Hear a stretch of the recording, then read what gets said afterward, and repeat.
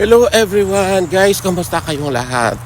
Papasok ako sa work and I'm taking a bus kasi alam nyo ang work ko today is in downtown. So kung sa downtown ako nag-work, guys, mas advisable na mag-bus ka na lang kasi alam mo napakamahal ng parking. Kung may sasakyan ka doon, mamumulubi ka sa parking. It takes about more than $50 siguro sa 8 hours na yun. Sometimes more pa kasi you have to prepare pa, ganyan-ganyan. Diba? Kung sa downtown, mahirap ang parking. Other than that, napakamahal. Walang mga extra parking sa kung ano-ano employees or something. Walang ganun. Walang favoritism dito. Ang maganda dito sa Canada, guys, simply lahat. Parang hindi complicated. Like for example, mag-a-apply ka ng trabaho, resume is enough. Well, depende sa mga work talaga. Like for example, yung mga work na mga like waiter, mga work na nasa sales ka o sales clerk ka, or like mga nasa fast food ka or what, yung mga magkukru ka or what. Wala na kung ano-ano pa mga kadramahan, guys. A simple resume will do, di ba? Kung nakats nila, for example, you can post your profile sa Indeed.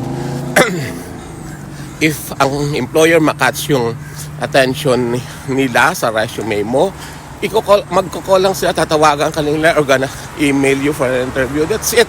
Wala na kung marami pang kadarmahan na mangangailangan pa ng sedula, mangangailangan pa ng police clearance, NBI clearance, medical certificate, at kung ano-ano pa. Diba? Simple resume will do. Okay na yun. Wala na kung ano-ano pang hihingiin sa'yo. Wala na kung ano-ano pang requirements that you have to be like 18 to 25 years old, something like that. Anak ng tinapa, maghuhugas ka lang ng plato, maghuhugas ka lang ng pinggan, dishwasher for example. Kailangan bata, di ba? Dito sa Canada, guys, even if you're old, okay lang. As long as kaya mo, able ka, ikaw mismo kaya mo pang magtrabaho, matatanggap ka. Diba?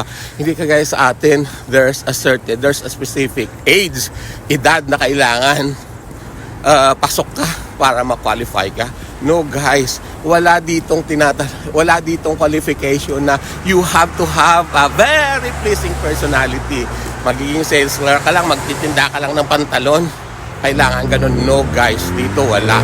Lahat tinatanggap, lahat binibigyan ng pagkakataon as long as kaya mo, as long as capable ka, as long as kaya mong gampanan yung trabaho, di ba? And one good thing about working here, guys, is parang they let you do it on your own, di ba? Hinahayaan kanilang dumiskarte sa mga bagay-bagay, di ba? Unlike sa Pilipinas, hindi kailangan sa training mo pa lang, you have to do this, you have to do that, di ba? Dito, guys, bahala kang dumiskarte as long as you do it right, di ba? Walang mali, walang palpak, di ba? On your own, discretion mo, di ba? Yun lang pinaka-importante, guys. Yun lang, napakadali. Walang kung ano-ano mga complications. You know what, guys, dito sa fast food kung magtatrabaho, for example, Timis or what, pagkatapos niyan, at the end of the day, lahat ng pagkain na hindi nabenta, papamigay, iuwi nyo. Sa atin, it's a big no-no, diba? Ibebenta pa yan the following day. Dito, guys, hindi, diba? Ipapimigay na lang yan kasi it has to be fresh every day, diba? Kahit, for example, guys, mga cakes na yan, na at first, sa work ko before, kasi across the street lang, sa pinagtatrabaho ko, merong bakery, nagtitinda sila ng mga masasarap na cakes. You know what?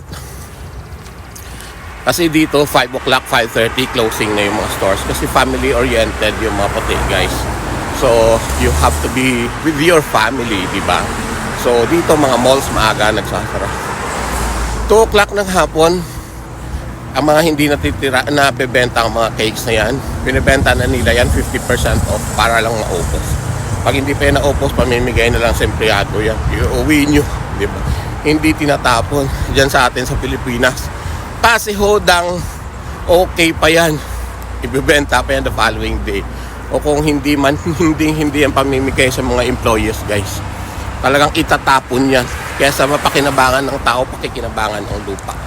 Ganon sa atin, di ba?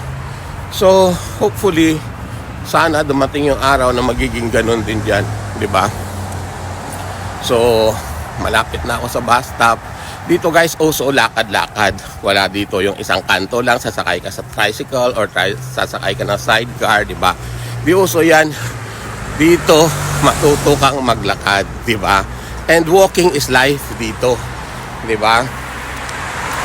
Ako, nai-enjoy ko, di ba? Kung tutusin guys, napakasimple ng pamumuhay dito, di ba? It's so basic, di ba? Kung wala kang sasakyan, maglakad ka. Kung kayang lakarin mo, di ba? Totoo. And it gives you health benefits actually, di ba? Which is good, di ba? So, kita nyo, nilakad ko lang noon mula sa bahay. Dito na ako sa bus stop. Mas malayo kapag papunta. Pero pag pauwi, mas malapit kasi one way. Sa totoo lang, na late na ako. Kaya naiwanan na ako ng bus ko. So, I have to wait for about 10 minutes pa. Diba? So, naiwanan ako kasi nag-vlog pa ako. Diba? So, I'm just having a leisure walk. So, yan guys. So, tingnan nyo kahit yung mga bus stop dito guys. Yan oh. Mainit. Diba? So, mainit. Medyo may kainitan siya. Ay, kasi alam nyo ang mga puti guys. They love sun. Diba? Gusto nila yung araw. Kaya ganyan. Yun oh, diyan ako tatambay pero buti na lang may shady portion doon oh sa dulo kaya doon ako tatayo. Ako takot ako sa araw guys. Kaya yun, medyo mag-aano ako. Medyo doon ako sa shady portion. Yun ang pagkakaiba kasi guys eh.